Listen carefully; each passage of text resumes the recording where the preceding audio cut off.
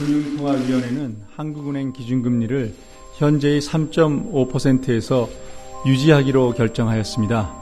규제를 강화해도 가계부채가 늘어날 경우 금리 추가 인상 등을 통해 대응할 것이다. 이제 돈 빌려간 사람들은 어찌하라고? 그래도 계속 가계부채가 늘어난다면 금리를 추가 인상해버릴 테니까 돈 쓰지 마, 갖다 쓰지 마, 부동산 사지 마, 부동산 곧 터질 것 같아. 이 이야기를 하는 것이다. 간단하게 제가 쉽게 설명을 드린 것입니다. 부동산 곧 터진다는 말을 이창용 총재께서 하신 거다. 얘들아 빚내지 마라. 이런 말. 알로하, 하와이의 박미입니다. 한국의 기준금리를 3.5%로 또 유지하기로 결정을 했네요. 지난 2월과 4월, 5월, 7월에 이어 이번에 5차례 연속 금리를 동결했습니다. 그러면서 이창용 한국은행 총재는 금융위원 6명 모두 당분간 최종금리를 3.75%로 인상할 가능성은 열어둬야 한다는 의견을 냈다. 살짝 또 큰일 벌어질 수 있으니 만일에 그걸 대비해서 최종금리는 한 번 더 올릴 수도 있다. 이렇게 이야기를 한 것입니다. 이 총재는 금통위원들이 미국 연방준비제도 연준의 통화정책 관련 불확실성이 높아진 점을 들어 추가 금리 인상 가능성을 열어뒀다. 박미TV에서 여러 번에 걸쳐 매일 여러분들에게 미국의 상황은 소식을 전해드리고 있기 때문에 무슨 말을 하고 있는지 지금 알아들으셔야 됩니다. 제가 말씀드린 그대로 0.25에 대한 미국에 한 번 더 올리는 거 혹시 또 더 올릴 수도 있거나 내년에 금리 인하에 대한 것도 불확실성이기 때문에 여러 가지로 지금 고민이 많은 것으로 지금 내용이 보이고요. 만일을 대비해 얘기해 놨었던 거 아니냐, 0.25 더 올릴 수도 있다. 우선은 돌아가는 상황이 지금 심상치가 않기 때문에 또 이렇게 피신할 준비는 또 해놓고 그런 여러 가지 자기들이 빠져나갈 군용수는 찾아놓지 않았나, 이런 내용을 볼 수가 있을 것 같습니다.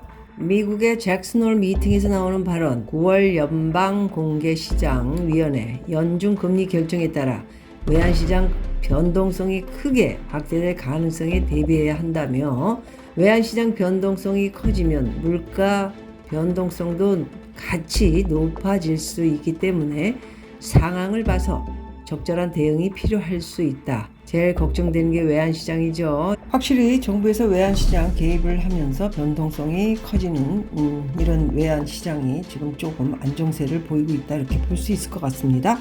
가계대출 증가세가 확대될지 유념해서 지켜봐야 한다는 점에서 금리 상방을 열어놓기도 했는데, 일각에서는 연내 금리 인하 가능성에 대해서는 시기상조, 지금 때가 어느 때인데 금리 인하에 대한 가능성 말도 꺼내지 말아야 되는 거죠. 당연코 올해는 금리 인하 미국이 없는데 어떻게 한국이 있을 수가 있겠습니까? 자, 이러면서 이창용 총재는 젊은 세대가 인플레를 몰라 부동산 투자 조심하시라, 이런 이야기까지 했네요. 금리가 한동안 1-2%로 낮아질 가능성은 크지 않다며 빚을 내 부동산 투자에 나서는 젊은 세대를 향해 경고 메시지를 날렸습니다. 인플레이션을 경험해 보지 못한 세대가 금리 인하 기대를 갖고 투자에 나서는 것이 우려된다는 취지인데요. 이제 와서 이런 얘기를 할까요? 대출 받아서 집 사라 그런 게 엊그제 같은데 갑자기 꼬랑지를 내리면서 인플레이션 경험해 보지 못한 젊은 세대는 모른다. 빚내서 집 사지 마라. 위험하다. 왜 이런 말을 할까요? 하여튼 간에 젊은 친구들, 이게 왜 그런지 의미를 알고 싶으면은 박미TV에 오셔서 질문해 주시기 바라겠습니다. 자, 이 총재는 가계부채가 지난 2달 동안 예상보다 더 증가했다며 그간 완화했던 부동산 관련 미시적 규제를 조정해야 할 때다. 미시적 규제, 이상한 어려운 말을 자꾸 쓰기 시작하네요.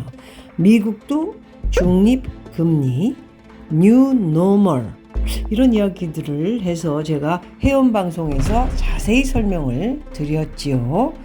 아주 이야기가 어려운, 소위 말해서 경제 전문가들끼리 쓰는 말을 어렵게 끄집어내가지고 우리한테 이해를 시키기보다는 얼렁뚱땅 넘어가려고 하는 그것이 보이는 건 왜일까요? 저만 느끼나요?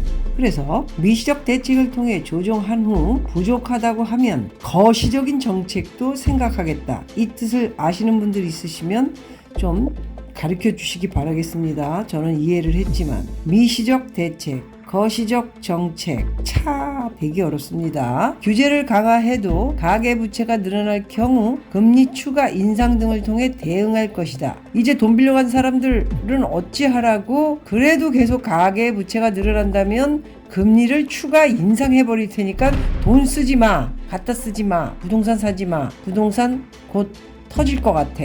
이 이야기를 하는 것이다. 간단하게 제가 쉽게 설명을 드린 것입니다. 부동산 곧 터진다는 말을 이창용 총재께서 하신 거다.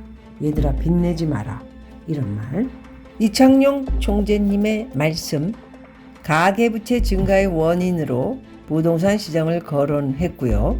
금리가 떨어질 것, 집값이 바닥을 쳤다는 기대가 가계부채 증가 요인이라는 것이라며 이 총재는 특히 젊은 세대의 투자를 우려했고요.